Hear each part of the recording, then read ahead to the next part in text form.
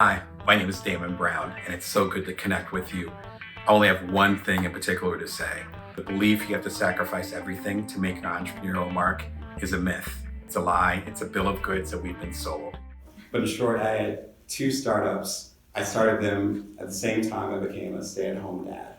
And I had a 3-month-old, and going through all that. The second startup ended up blowing up in a good way. Me and my co-founders and I ended up selling it 11 months later, shortly after my son's second birthday.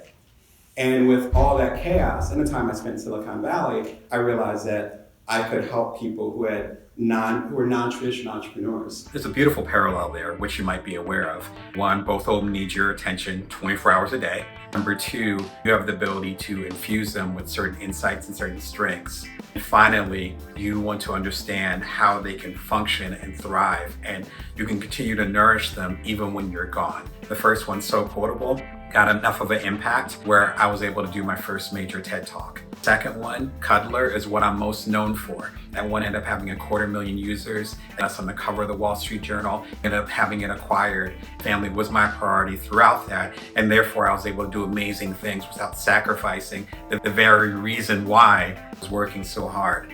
That turned into The Bite-Sized Entrepreneur, my first major and best-selling book. Second part about that is understanding how you can bring your worth. You actually have to view everything as a partnership, no matter what the dynamics are financially, where you are in your career, or where you're not in your career.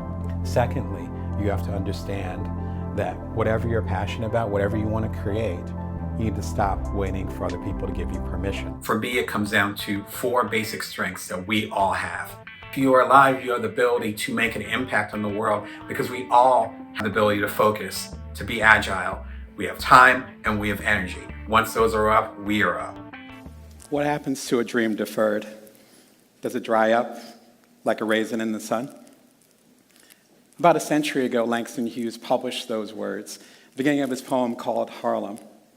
And I'm very lucky that when I was a wee lad, my parents were really into African American poetry.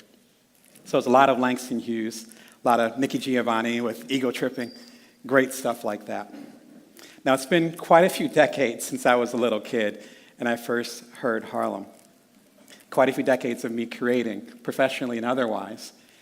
And I have a different perspective on what happens when a dream is deferred.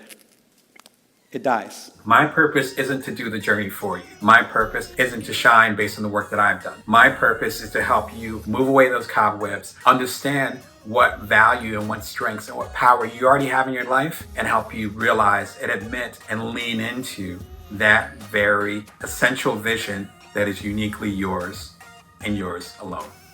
Visit damonbrown.net to learn how we can level up your startup, your organization, or your speaking event.